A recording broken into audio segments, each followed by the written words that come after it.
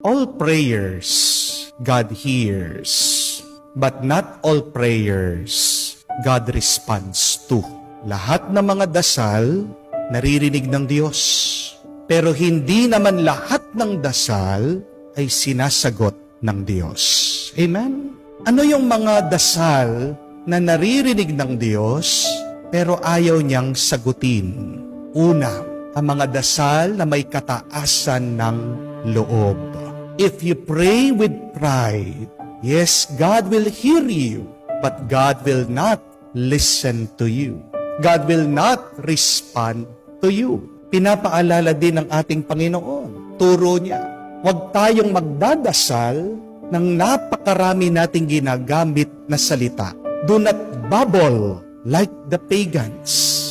Isa sa mga dasal na naririnig ng Diyos pero ayaw niyang napapakinggan sa atin ay yung basta't na lang tayo nagsasalita, nagdadasal, pero hindi natin iniintindi, inuunawa, o hindi galing sa puso ang ating sinasabi. Ayaw din ng Diyos pakinggan ang dasal na mga makasalanan. Kung ikaw ay magdadasal sa Diyos, kailangan ang iyong pagdarasal ay mamunga sa pagbabago ng iyong pagkatao. Amen? Because it is written in the letter of Saint Peter that God's ears are closed to the prayers of the wicked. Kaya kung dasal ka ng dasal, alam mo, meron kang kasalanan, hindi ka naman nagpapakumbaba, hindi ka naman humihingi ng tawad, walang kabuluhan ang iyong pagdarasal. Your prayers will not reach the ears of God. These are the prayers that God hates to listen to. Meaningless prayers, proud prayers, prayers of the wicked, of the sinful. Pero merong tatlong dasal na gustong-gustong pinakikinggan ng Diyos. The first prayer is silent prayers. Ang pagdarasal na tahimik lang. Ano ang turo ni Jesus?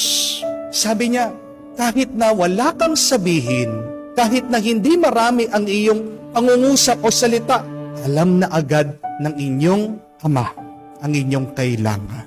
God sees what is in your heart. God knows what you need. Just remain silent. Dahil sabi nga po, napakaganda ni Saint Mother Teresa, that in silence, God speaks to us. In silence, God speaks to us. And listening is the beginning of prayer. Bakit po kailangan nating tumahimik lang pag tayo ay nagdarasal? Dahil ang gusto lang ng Diyos, yung makasama tayo. Bakit ba tayo ginawa ng Diyos? Kasi gusto ng Diyos na may mahalin. God is love. God is overflowing with love. Anuhin niya yung umaapaw na pagmamahal. Ang pagdarasal ay ang pakikipag-usap natin sa Diyos. Pero minsan, hindi po ba, pag mahal na mahal mong isang tao, kahit na hindi kayo mag-usap, yung manatili lang kayo, magkasama, close, intimate, approximate, sapat na yun. Di po ba? Kayo pong mga matatagal ng mag-asawa. Di ba habang tumatagal kayo, nagkakaintindihan kayo kahit na walang imik, walang salita.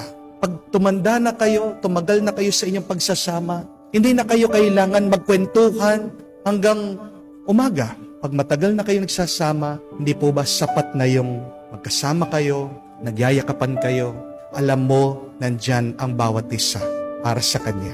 Yun lang hinihingi ng Diyos sa atin. By being silent, we are present with the Lord. Kaya bago ka magsalita, manatili ka sa Diyos. Tandaan niyo po ito, hindi naman paramihan ng sinasabi pagdating sa pagdarasal. Paramihan ng oras. Gaano ka katagal nagdarasal? How much time do you spend with God? That is what matters to the Lord. Amen? Be silent, be present with God. God loves that prayer. But secondly, God loves genuine prayers, truthful prayers. Ang pagdarasal na totoo, ang hinahanap ng Diyos, pag nagdarasal ka, taos sa puso mo. God loves prayers that are straight from the heart. Amen? Remember how God responds to Elijah.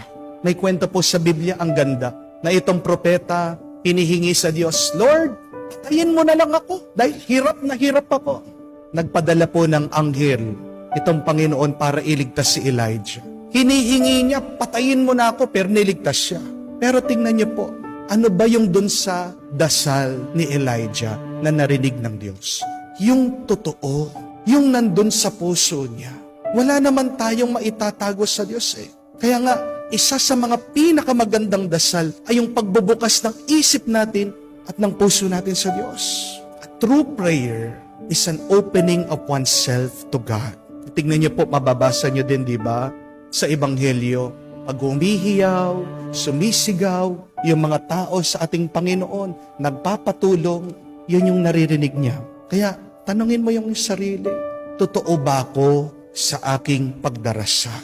Kung ano yung iyong nararamdaman, buksan mo yan sa Diyos. Kung pagod ka, kung nagsasawa ka, nawawalan ka ng pag-asa, frustrated ka, disappointed ka, natatakot ka, huwag mong itatago yan sa Diyos. Sabihin mo at magtiwala ka.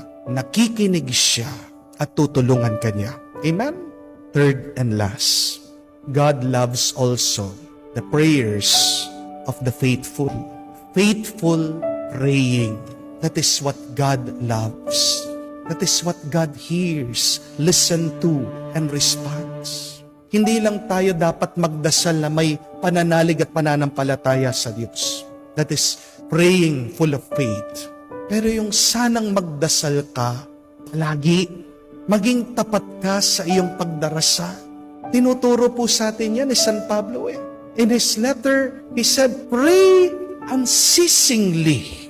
Jesus also taught that to his apostles, to his disciples, to never lose heart in praying. Huwag sanang masira ang loob natin sa pananalangin. Kaya nga ang Diyos, binigyan tayo ng halimbawa. Ano po ang ginagawa ng ating Panginoon? Umaga, gabi, nagdarasal. Always in communion with His Father. Are you faithful in praying? Napakarami po nagdarasal lang pag may problema. Amen? Aminin. Pero kayo ang tanungin ko, anong mararamdaman mo kung naaalala ka lang ng isang tao pag may kailangan siya? Di ba? Maiinis ka. Pag naaalala ka lang, pag meron siyang kailangan, ano ka sa kanya? Mahal ka niya? O ginagamit ka lang? Ganyan din ang nararamdaman ng Diyos.